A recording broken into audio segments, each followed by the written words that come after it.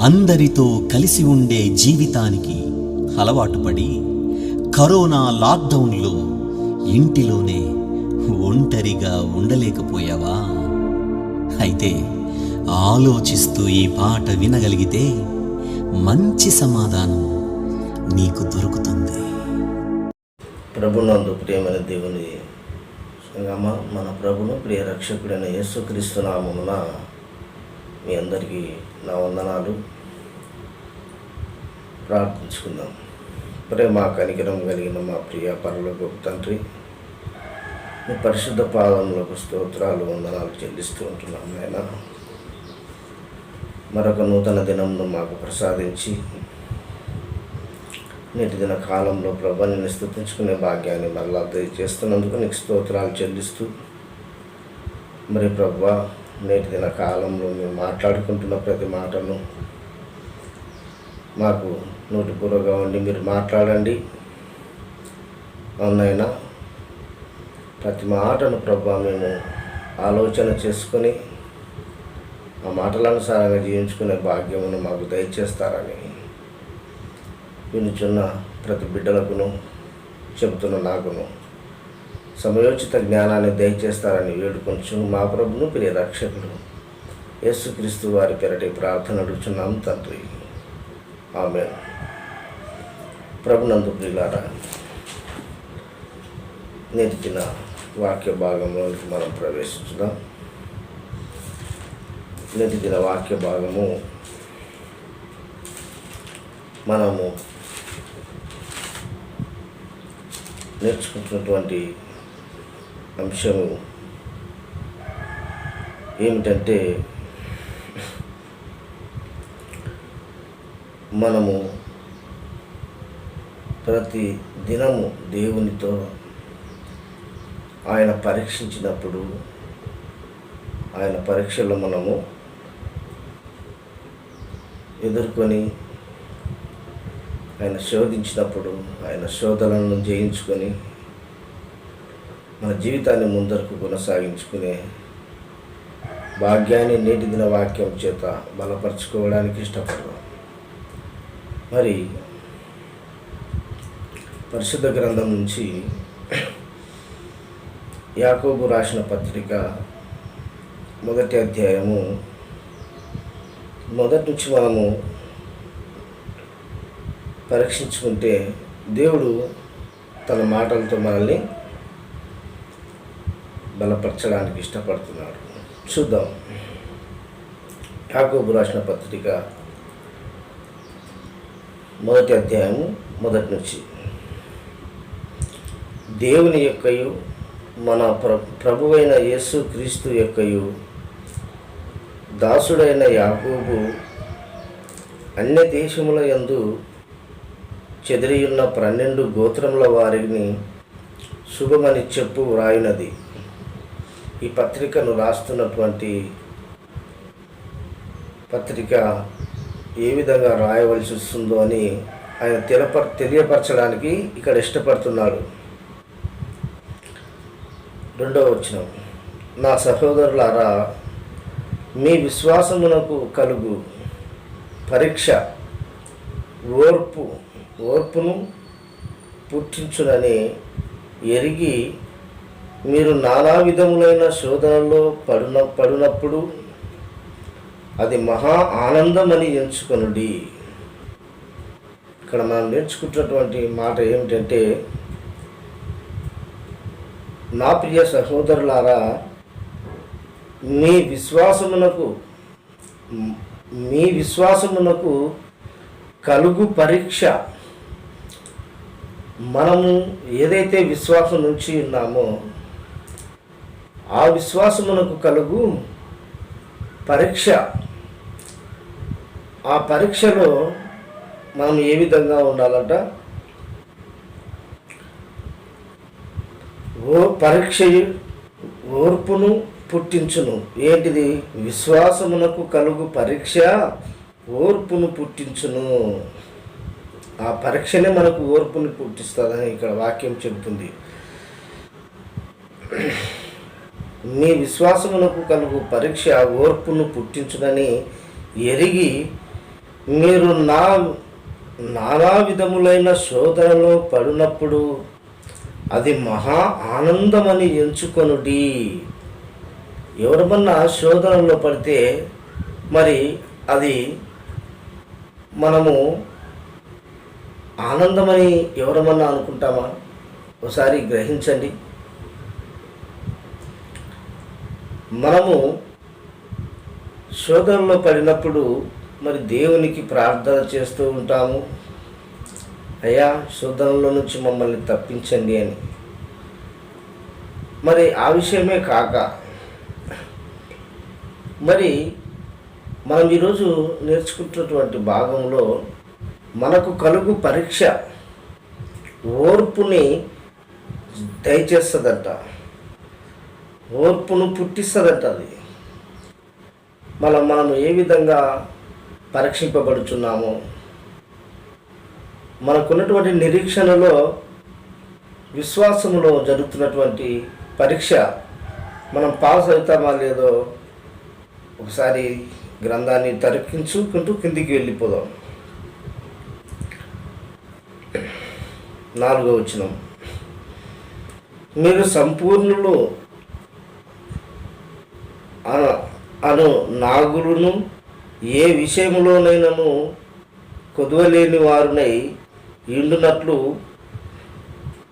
ఓర్పు తన క్రియను తన క్రియను కొనసాగింపనీయుడి. ఇక్కడ ఏమంటున్నా అంటే, మీరు సంపూర్ణమును అసూరాగులను ఏ విషయంలోనైనాను కొదువలేని వారునై ఎండునట్లు ఓర్పు తన క్రియ కొనసాగింపనీయుడి. మీలో ఎవరికైనాను జ్ఞానము కొదువగా ఉన్న ఎడల అతడు దేవుణ్ణి అడగవలెను. మన ఓర్పులో, మన పరీక్షలో మరి ఏదైనా మనం కొదువగా ఉన్నట్లయితే అది దేవుణ్ణి అడగవలెను అని దేవుడు మనతో ఈరోజు మాట్లాడడానికి ఇష్టపడుతున్నాడు. మనం మరి దేవుణ్ణి అడుగుచున్నామా? మీలో ఎవరికైనా జ్ఞానము కొదువగా ఉన్న ఎడల అతడు దేవుణ్ణి అడగవలెను, అప్పుడు అది అతనికి అనుగ్రహింపబడును. ఆయన ఎవరిని గద్దింపక అందరికీ ధారాళముగా దయచేయువాడు. అయితే అతడు ఏమాత్రమును సందేహింపక విశ్వాసముతో అడగవలెను. సందేహించువాడు గాలి చేత రేపబడి ఎగిరిపడు సముద్ర తరంగమును పోలియుండును. దేవుణ్ణి అడిగేటప్పుడు సందేహముతో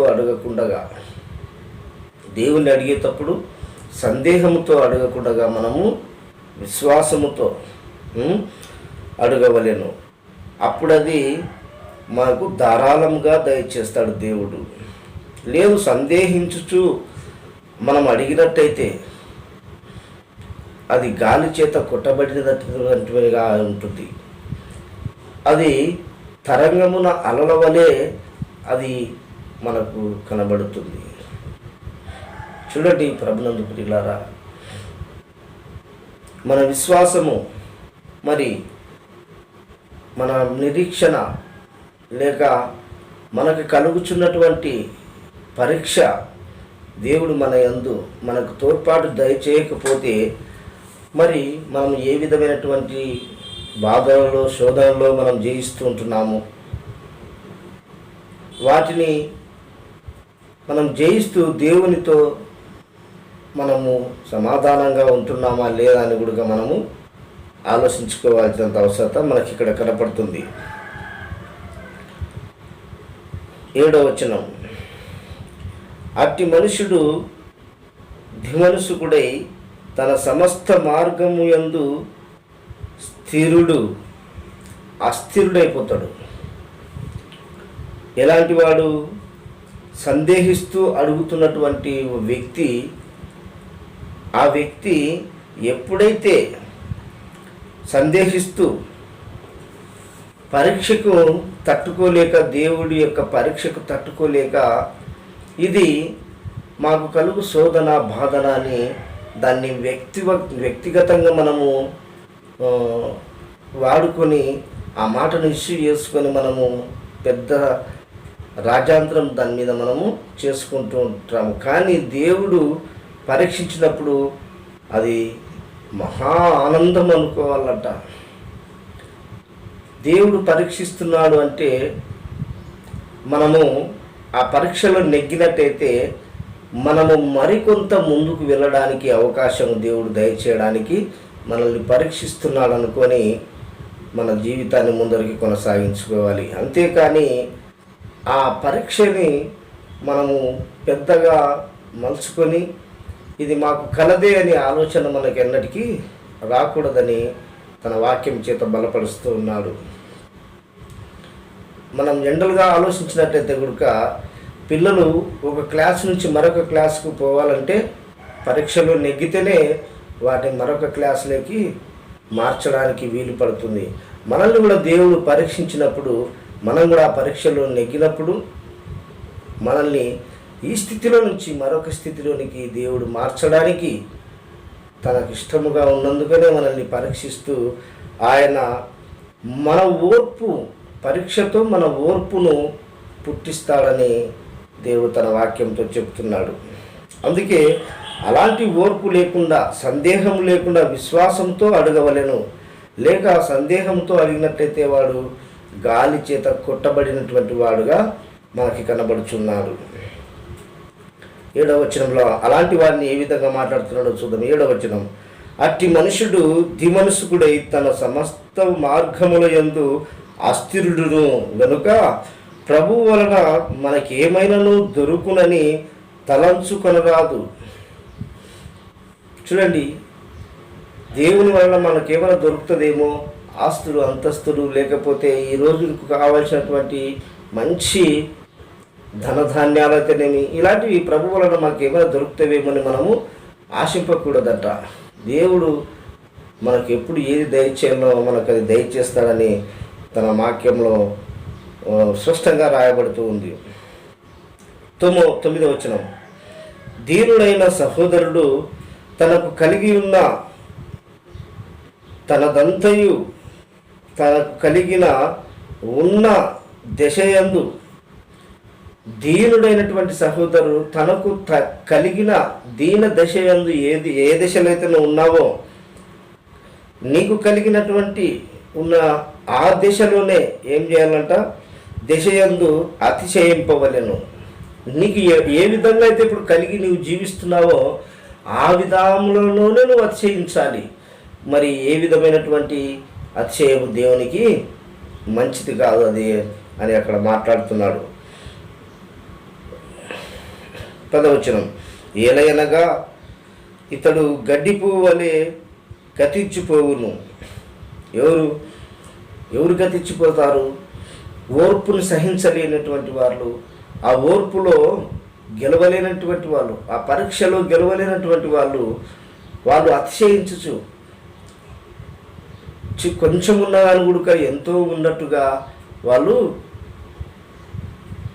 వాళ్ళ జీవితాన్ని పాడు చేసుకుంటున్నట్టుగా ఆ విధమైనటువంటి చేష్టలను దేవుడు నమ్మక, అలాంటి వాడు గడ్డి పువ్వు వలె గతించిపోవును. సూర్యుడు ఉదయించు, వడగాలి కొట్టి గడ్డిని మార్చివేయగా దాని పువ్వు రాలును, దాని స్వరూపము సౌందర్యమును నశించును. అలాగే ధనవంతుడును తన ప్రయత్నములో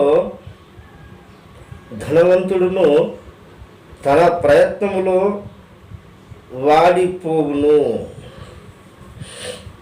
చూడండి, ఎంత ధనమున్నా, ఎంత ఐశ్వర్యమున్నా ఆయన పరీక్షకు మనం గారా నోచుకోకపోతే, అలాంటి వారు గడ్డి ఏ విధంగా ఎండ త్రగలగానే అది వాడిపోతుందో ఆ విషయాన్ని మనము కనులారా చూసినటువంటి విషయాలు ఇవన్నీ. అది వడగాలికి కొట్టుకొని పోతుందని మాట్లాడుతున్నాడు. 12వ వచనం, శోధన సహించువాడు ధన్యుడు. దేవుని శోధనను సహించున్నవాడు ధన్యుడు. మరి శోధన వచ్చిందంటే మనం మాట్లాడుకున్నాం కదా ముందర, అది ఓర్పును పుట్టిస్తుంది. శోధన సహించువాడు ధన్యుడు, అతడు శోధనకు నిలిచిన వాడై ప్రభువు తన్ను ప్రేమించిన వారికి వాగ్దానము చేసిన కిరీటము పొందును. ఏ విధంగానంట, శోధనలను ఎవరైతే జయిస్తారో, శోధనను ఎవరైతే తట్టుకుంటారో, ఆ తట్టుకున్నటువంటి వ్యక్తులను నిలిచిన వాడే ప్రభువు తన్ను ప్రేమించిన వారికి వాగ్దానమును చేసి కిరీటము పొందును. దేవుడు కీడు విషయమై శోధింపబడనేరడు. కీడు విషయాల్లో దేవుడు శోధింపడు. మనము దేవుణ్ణి ఎప్పుడైతే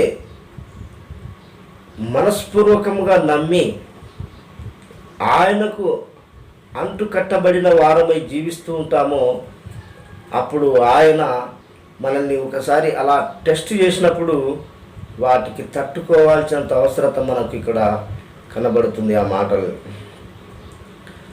చూడండి. 13వ వచనం, దేవుడు కీడు విషయమై శోధింపబడనేరడు, ఆయన ఎవరిని శోధింపడు గనుక ఎవడైనను శోధింపబడినప్పుడు నేను దేవుని చేత శోధింపబడుచున్నానని అనకూడదు. బయట చెప్పుకుంటుంటాం మనం, అందరినీ శోధించాలంట. శోధించవలసినటువంటి వారినే ఆయన పరీక్షిస్తాడంట.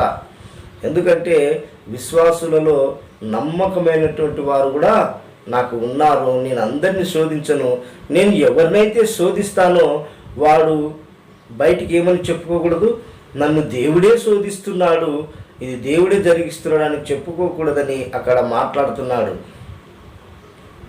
మరి ఏ విధంగా మనం మాట్లాడుకోవాలంట, దేవుడు కీడు విషయమై శోధింపబడనేరడు, ఆయన ఎవరిని శోధింపడు గనుక ఎవడైనను శోధింపబడినప్పుడు నేను దేవుని చేత శోధింపబడుచున్నానని అనకూడదు.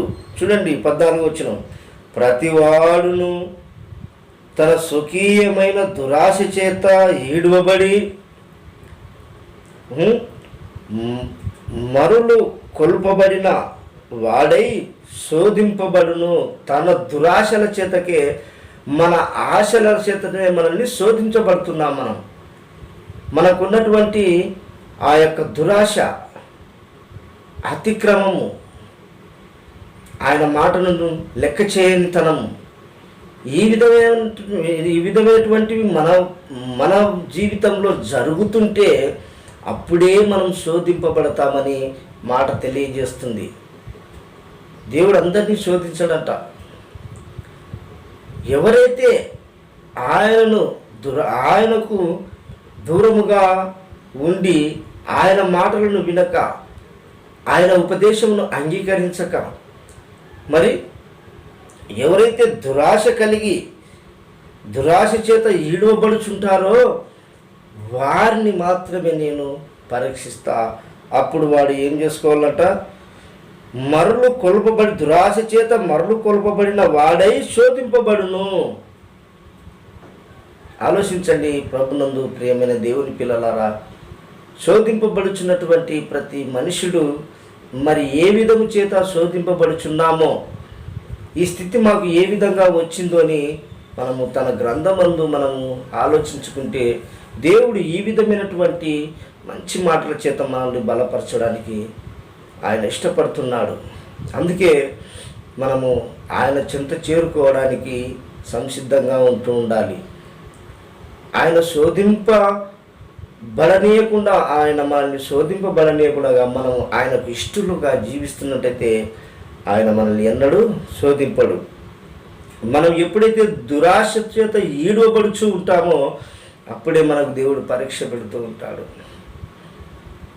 చూడండి ప్రభునందు ప్రియులారా, మన జీవితాన్ని మనము ఖచ్చితంగా ఈ విధం చేత బలపరుచుకోవడానికి ఇష్టపడి మనం ఏ విధమైనటువంటి దురాశలకు ఈడవబడుచున్నామని ఆలోచించుకోవాలి. చూసుకుందాం మరికొన్ని వచనాలు.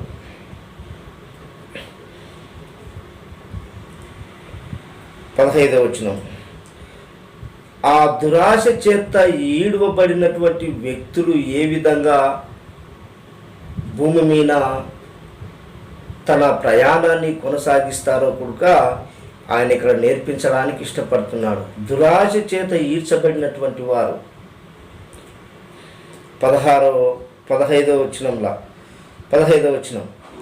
దురాశ గర్భము ధరించి పాపమును కనగా, దురాశ ఏం చేస్తుందంట? అది గర్భంని ధరిస్తుందంట. దురాశ గర్భము ధరించి పాపమును కనగా, పాపము పరిపక్వమై మరణమును కనును. దురాశ చేత ఈడవబడి ఆయన పరీక్షించిన కానీ కూడా ఆ పరీక్షకు మనం లోబడక, ఆ పరీక్షకు మనము గుర్తించి ఆ పరీక్షను మనము ఆలోచించుకునుకుంటే అదేమైపోతుందంట? దురాశ గర్భము ధరించి పాపమును కనగా, పాపము పరిపక్వమై మరణమును కనును. నా ప్రియ సహోదరులారా, మోసపోకుడి. ఈ విధము చేత మోసపోకుడి అని తన వాక్యంతో బలపరుస్తున్నాడు. చూడండి, శ్రేష్టమైన ప్రతి ఈవియు, సంపూర్ణమైన ప్రతి అవసరమును, ప్రతి వరమును, శ్రేష్టమైనటువంటి ప్రతి ఈవి, శ్రేష్టమైనటువంటి ప్రతి వరమును పర సంబంధమైనదై జ్యోతిర్మయుడగు తండ్రి యొద్ద నుండి వచ్చుచున్నాయి మనకి ఇవన్నీ. మరి ఈ విధంగా దేవుడు మనకు దయచేస్తున్నప్పుడు మరి మనము ఆ పాపము చేత, ఈర్చ చేత, ద్వేషము చేత ఈడవబడినటువంటి వారముగా మనం ఉంటున్నామా? లేకపోతే ఆ పరమ తండ్రి మనకు ఏ విధమైనటువంటి ఈవులను మనం ముందర దయచేసినాడో మరి వాటికి మనము ఇష్టపడి జీవిస్తూ దాన్ని అనుభవిస్తూ ఉంటున్నామా? దేవుడు పరీక్షిస్తున్నటువంటి సందర్భాన్ని మనము గ్రహిస్తున్నామా ఇంతకీ? మరి నేను ఏ విధంగా పరీక్షింపబడుచున్నానని మనం ఒకసారి ధ్యాసలోకి తీసుకుంటే, మనం ఆలోచనలోకి తీసుకుంటే అప్పుడు తన మాటల చేత బలపరచడానికి ఈ విధంగా ఇష్టపడుతున్నాడు దేవుడు. ఆయన మనకు ధారాళంగా దయచేస్తున్నాడంట. ప్రతి వరము కూడా చూడండి, ప్రతి ఈవియు, సంపూర్ణమైన ప్రతి వరమును పరసంబంధమైనదై జ్యోతిర్మయుడగు తండ్రి యొద్ద నుండి వచ్చును. ఆయన యందు ఏ చంచలత్వమైనను గమములను వలన కలుగును, ఏ ఛాయ అయినను లేదు. ఆయన తాను సృష్టించిన వాటిలో మనము ప్రథమ ఫలముగా ఉండునట్లు ఆయన సృష్టించినటువంటి సమస్తములో మనకు దేవుడు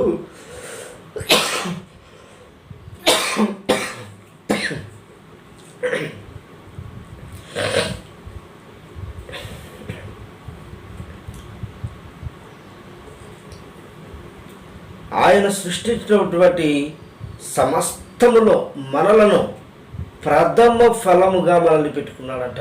మొదటి స్థానములో మనల్ని పెట్టుకున్నాడట. మరి ఆ విషయాన్ని మనం ఎన్నడన్నా గ్రహించుతున్నామా? ఈ సమస్త విషయములలో మనల్ని ప్రథమ ఫలముగా మనల్ని పెట్టుకొని ఆయన మనల్ని ముందుకు కొనసాగించడానికి ఇష్టపడుతున్నాడు. మరొక మాట చదువుకుందాం ఆ మాట.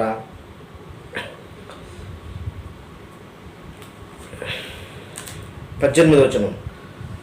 ఆయన తాను సృష్టించిన వాటిలో మనము ప్రథమ ఫలముగా ఉండునట్లు సత్యవాక్యము వలన మనలను తన సంకల్ప ప్రకారమే కని ఉన్నాడట.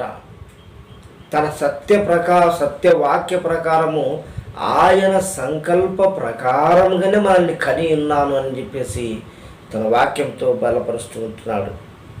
19వ వచనం. నా ప్రియ సహోదరులారా, మీరీ సంగతి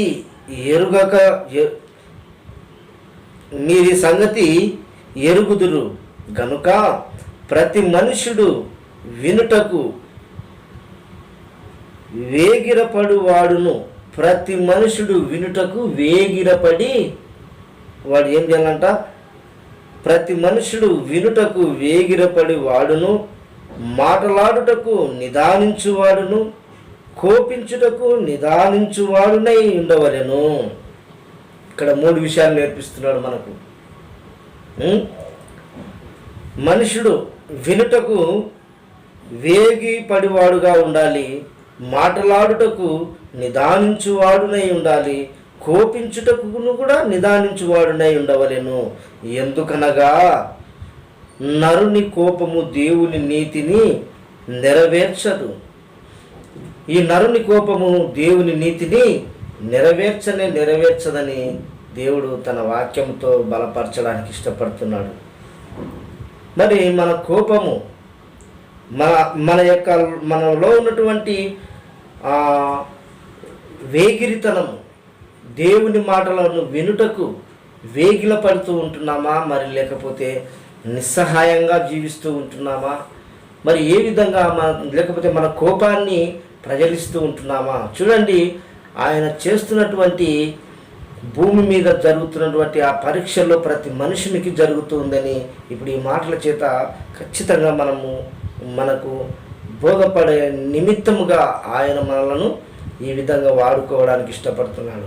మరి ఈ విధమైనటువంటి విషయానికి మనము ఇష్టలుగా ఉన్నామో లేదో మనల్ని మనం పరీక్షించుకోవాల్సినంత అవసరం ఉంది. ఎందుకంటే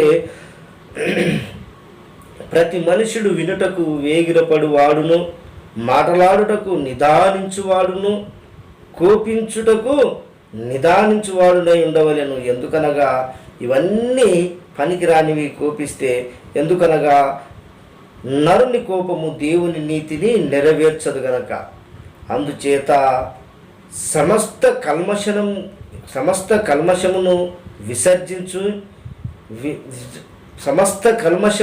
విసర్జించి దుష్టత్వమును మాని లోపల నాటబడిన మీ ఆత్మలను రక్షించుటకు శక్తిగల వాక్యమును సాత్వికముతో అంగీకరించుడి. చూడండి, ఇవన్నీ మీరు మానివేయాలి. సమస్త కల్మశాలన్నిటినీ, విర్రవీగుచున్న దుష్టత్వాన్ని, సమస్త కల్మషమును విర్రవీగుచున్నటువంటి దుష్టత్వాన్ని మీరు మాని లోపల మీకు నాటబడి ఉన్నటువంటి ఆ వాక్యములను ఏం చేసుకోవాలంట? లోపల నాటబడిన మీ ఆత్మలను రక్షించుటకు శక్తిగల వాక్యమును సాత్వికముతో మీరు అంగీకరించాలి. ఇది ఆయన కోరుకుంటున్నటువంటి విషయాన్ని. మరి మన బ్రతుకులో సాత్వికముతో మనము దేవుని వాక్యాన్ని మన ఆత్మకు అందిస్తున్నామా? ఆలోచించుకుందాం. ప్రియమైన దేవుని పిల్లలారా, ఆలోచించండి. ఖచ్చితంగా ఈ మాటను మనము ఎంత దేవుడు మన ప్రాణములను రక్షించుకోవడానికి రాయించినటువంటి ఈ గ్రంథములో ఈ మాటలను మనం పరీక్షించుకుంటే మనం ఏ విధం చేత ఆ వాక్యాన్ని స్వీకరించి అంగీకరించుకొని మన జీవితాన్ని ముందుకు తీసుకెళ్తున్నామో ఒకసారి మనకు అర్థమైపోతుంది. 22వ వచనం, మీరు వినువారు మాత్రమై ఉండి మిమ్మును మీరు మోసపుచ్చుకొనకుండా వాక్య ప్రకారము ప్రవర్తించువారునై ఉండుడి. మీరు ఎంతమంది అయితే వాక్యాన్ని వినుచు ఉన్నారో, మీరు వినువారు మాత్రమై ఉండి మిమ్మును మీరు మోసపుచ్చుకోకూడదు. మరి ఏం చేయాలి? దాన్ని విని ఆ వాక్యానుసారమైనటువంటి జీవితాన్ని మనము కొనసాగించాలి. దాని సారాన్ని ఎందుకు ఆ లోపల నాటబడినటువంటి వాక్యములను బయటికి తీసి అన్నాడు కదా, నరుని ఆలోచన లోతైన నీటి వంటిది అని ఒకసాట మనం నేర్చుకున్నటువంటి సందర్భం. ఆ లోతులు నాటబడినటువంటి ఆత్మను రక్షించుకున్నటకు మనము శక్తి కలిగి జీవించాలి, దేవుని శక్తి కలిగి. అందుకంటున్నాడు, మీరు వినుమాత్రమై ఉండి మిమ్మల్ని మీరు మోసపుచ్చుకునకుండా వాక్య ప్రకారము ప్రవర్తించు వారునేయుడి. ఎవడైనను వాక్యమును వినువాడయుండి దాని ప్రకారము ప్రవర్తింపని వాడైతే వాడు అద్దములో తన ముఖమును చూసుకొను మనుషుని పోలిండును. వాక్యాన్ని ఒక విని దాని యందు నడుచుకోకుండా జీవిస్తున్నటువంటి వాడిని దేనికి పోల్చినాడు? అద్దంలో తన ముఖాన్ని చూసుకొని అవతలికి పోయి వాడి ముఖం ఎట్టుందో కూడా మర్చిపోయేవాడుగా ఉంటున్నాడంట. ఆ విధంగా ఉండదు. మర్చిపోతామా మనము? మన ముఖాన్ని 20 సార్లు చూసుకుంటాము. అది ఇట్లా ఉంది, ఇంకా ఇట్లా పెట్టుకుంటే బాగుండని అన్ని సరి చేసుకొని అది నేను ఈ విధంగా ఉన్నాను కదా అని చెప్పేసి అద్దంలో చూసుకున్న తర్వాత మనం ముందుకు కొనసాగుతూ ఉంటాం. మనం ఇక్కడ కూడా తాను నేర్పిస్తున్నటువంటి ఆ యొక్క నిరీక్షణ, ఓర్పు, సహనము, మనం కూడా వాక్యములను పరీక్షించుకొని విని ఆ వాక్యానుసారమైనటువంటి జీవితాన్ని జీవిస్తున్నామా లేదా అని కూడా మనము ఆలోచించుకోవాల్సినటువంటి అవసరత మన మీద ఖచ్చితంగా ఉంది.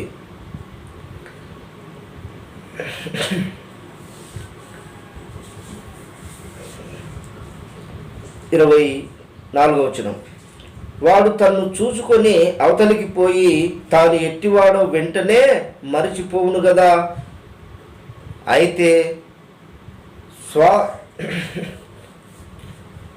అయితే స్వాతత్వము నిచ్చు, స్వాస్థ్యము నిచ్చు సంపూర్ణమైన నియమములలో చేరి చూచి నిలుకడగా నుండువాడు ఎవడో వాడు విని మరచువాడు కాక క్రియ చేయువాడే ఉండి తన క్రియలలో ధన్యుడగును. విన్నటువంటి ప్రతి మాటను మనం ఏం చేసుకోవాలని ఇక్కడ వాక్యం చెప్తుంది? ప్రతి మాటను గుర్తుపెట్టుకొని, ఆ వాక్యాన్ని గుర్తుపెట్టుకొని మనము ఖచ్చితంగా మనం విన్నటువంటి వాక్యములో మర్చిపోకుండా దానిలో ఉన్న సారాన్ని మనం ఖచ్చితంగా అనుభవిస్తూ అర్థం చేసుకొని దాన్ని జీవిస్తూ ఆ వాక్యానుసారమైనటువంటి జీవితాన్ని మనం ముందరికి కొనసాగిస్తూ మన బ్రతుకులు నడిపిస్తే వాడు ఏ విధంగా ఉంటుందంట? ఎవడైనాను ఏ విధంగా ఉంటాడో 25వ వచనం 2వ లైను, సంపూర్ణమైన నియమంలో చేరి చూచి నిలకడగా ఉండువాడు ఎవడో వాడు విని మరచువాడు కాక క్రియ చేయువాడై ఉండి తన క్రియలలో ధన్యుడగును. ఎవడైనను నోటికి కళ్ళెము పెట్టుకొనక తన హృదయమును మోసపరుచుకొనుచు భక్తి గల వాడనని అనుకొనిన ఎడల వాని భక్తి వ్యర్థమైపోతుంది అన్నాడు కదా. ఇక్కడ ఒక మాట మనం మంచిగా నేర్చుకోవచ్చు. అక్కడ మనుషుడు వినుటకు వేగిరపడివాడు, మాటలాడుటకు నిదానించువాడును, కోపించుటకును నిదానించువాడునై ఉండవలెను. ఎందుకంటే దేవుని కోపము దేవుని నీతిని, మనుషుని కోపము నరుని కోపము దేవుని నీతిని నెరవేర్చగలక. అందుకే అక్కడ అంటున్నాడు ఆయన ఆ మాటని, భక్తి గల వాడని అనుకుని ఎడలా వాని భక్తి వ్యర్థమే. తండ్రి అయిన దేవుని ఎదుట పవిత్రమును నిష్కలంకమైన భక్తి ఏదనగా దిక్కులేని పిల్లలను, విధవరాండ్లను, వారి ఇబ్బందులను పరామర్శించుటకు ఇహలోక మాలిన్యమును తనకు అంటకుండా తన్ను తాను కాపాడుకొనుటయే నిజమైన భక్తి. నీ ఎదుటి వారిని చూడాలి, దిక్కులేని వారిని ఆలోచన చేయాలి, విధవరాలను గ్రహిస్తూ ఉంటుండాలి. ఇది నిజమైన భక్తి. మనల్ని పరీక్షిస్తున్నటువంటి సందర్భంలో దేవుడు మనము ఈర్ష్యతోనూ, పగతోనూ, కోపంతోనూ మన జీవితాన్ని ముందుకు కొనసాగించుకోవాలంటే అది ఎన్నటికీ జరగని పని అని తన వాక్యం చేత ఈరోజు బలపరుస్తూ ఉంటున్నాడు. మనం ఎప్పుడైతే పరీక్షింపబడుచున్నామో అప్పుడు మనము తన వాక్యాన్ని ఆధారం చేసుకొని ముందుకు కొనసాగించగలి. ఒక మాట చూసుకొని ముగించుకుందాం వాక్య భాగాన్ని. ప్రకటన గ్రంథం 3వ అధ్యాయము 20వ వచనంలో ఒక మాట చూసుకొని మనము ఈ భాగాన్ని ముగించుకోవడానికి ఇష్టపడ్డాం. 20వ వచనం, ఇదిగో నేను తలుపు నొద్ద నిలుచుండి తట్టుచున్నాను. ఎవడైనను నా స్వరము విని తలుపు తీసిన ఎడల నేను అతని యొద్దకు వచ్చి అతనితో నేనును నాతో కూడా అతనును భోజనము చేయుదుము. నేను జయించు నా తండ్రితో కూడా ఆయన సింహాసనం నందు కూర్చుండి ఉన్న ప్రకారము జయించు వానిని నాతో కూడా సింహాసనమందు కూర్చుండనిచ్చెదను. సంఘములతో ఆత్మ చెబుతున్న మాట చెవిగలవాడు వినుగాక. వింటున్నామా? చెవులు ఉన్నటువంటి వారందరం ఈ మాటను గ్రహించాలి. ఎప్పుడైతే క్రీస్తు ఆయన మనకు ఈ లోకానికి వచ్చి శరీరముతో జయించి తన తండ్రి కుడి పార్శ్వంలో ఉన్నాడు. ఆయన చెప్పిన మాటల ప్రకారము మనం కూడా ఈ లోకంలో జయించుకొని ఉన్నట్టయితే మరలా ఆయన మనల్ని తన కుడి పార్శ్వం ముందు కూర్చుండబెట్టుకుంటానని చెప్పేసి ఆయన మనల్ని మన హృదయం అనే తలుపు యొద్ద వచ్చి తడుతూ ఉన్నాను, మీరు ఓపెన్ చేస్తే మీలో నేను నివసించడానికి సంసిద్ధంగా ఉన్నాను, మరి మీరు సంసిద్ధంగా మీరు తలుపు తీయడానికి ఇష్టపడుతున్నారో లేదో మరి అని చెప్పేసి దేవుడు తన వాక్యం చేత ఈరోజు మనల్ని బలపరుస్తున్నాడు. చూడండి, ఎవరైతే ఇష్టపడి తలుపులు తీసి ఆయనను మన హృదయంలోనికి ఆహ్వానించుకొని మనము మన బ్రతుకును ముందుకు కొనసాగించుకున్నట్టయితే అప్పుడు ఆయన మనతో ఉంటాడు, మనము ఆయనతో ఉంటాము. అప్పుడు మన జీవితం సాఫీగా పోవడానికి ఇష్టపడుతుంది. చివరి వచనంలో మనము ఒక మాట తీసుకొని ముగించుకుందాం. సంఘములతో ఆత్మ చెప్పుచున్న మాట, ఇవన్నీ సంఘములతో ఆత్మ చెప్పుచున్నటువంటి మాటలు ఇవన్నీ అవి ఏ విధంగా ఉన్నాయంట? సంఘములతో ఆత్మ చెప్పుచున్న మాట చెవిగల ప్రతి వాడు ఈ మాటలు విని ఆ మాటల అనుసారంగా జీవించాలని ప్రభు పేరట మీ అందరినీ ఈ మాటలతో నేను హెచ్చరిస్తూ ముగిస్తూ ఉంటాను. దేవుడు తన పరిశుద్ధ వాక్యాన్ని దీవించి ఆశీర్వదించును గాక. మీ అందరికీ నా వందనాలు.